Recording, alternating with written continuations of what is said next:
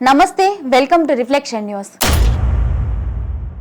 22 ఏళ్ల క్రితం గుజరాత్లోని గోధ్రాలో జరిగిన రైలు ప్రమాదం గురించి తెరకెక్కిన శబర్మతి రిపోర్ట్ సినిమాపై సర్వత్రా చర్చ జరుగుతోంది. విక్రాంత్ మస్సే, రాశి ఖన్నా నటించిన ఈ సినిమాలో గోధ్రా రైలు ప్రమాదం గురించి నిజాలను చెప్పారు.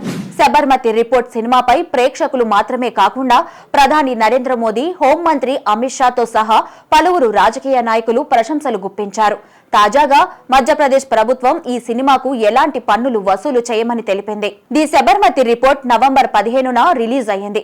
2002లో జరిగిన గోధ్రా రైలు సంఘటనల ఆధారంగా ప్రముఖ డైరెక్టర్ ధీరజ్ సర్నా తెరకెక్కించాడు.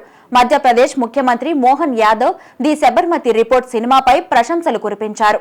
ఈ సినిమాని మరింత మంది చూసేందుకు మధ్యప్రదేశ్లో ఎలాంటి ట్యాక్స్ వసూలు చేయరని హామీ ఇచ్చారు. ది శబర్మతి రిపోర్ట్ సినిమాని పన్నురహిత సినిమాగా ప్రకటించారు. ఈ సినిమాని తన కేబినెట్లోని మంత్రులు, ఎమ్మెల్యేలు కూడా చూడాలని కోరారు. మధ్యప్రదేశ్ ప్రభుత్వ బాటలో పలు బీజేపీ పాలిత రాష్ట్రాలలో ఈ సినిమాను పన్నురహితంగా ప్రకటించే అవకాశాలు ఉన్నాయి. ట్విట్టర్ వేదికగా ప్రశంసలు కురిపించారు నరేంద్ర మోదీ. కల్పిత కథనాలు పరిమిత కాలమే కొనసాగుతాయని, సామాన్యులకు కూడా అర్థమయ్యే రీతిలో వాస్తవాలు వెలుగులోకి వస్తున్నందుకు సంతోషంగా ఉందన్నారు ప్రధాని మోదీ. కేంద్ర మంత్రి అమిత్ షా కూడా ఈ సినిమాపై ప్రశంసలు కురిపించారు. 2002 నాటి గోధ్రా రైలు దహనం ఘటన వెనుక ఉన్న నిజాన్ని ధైర్యంగా బయటపెట్టారన్నారు.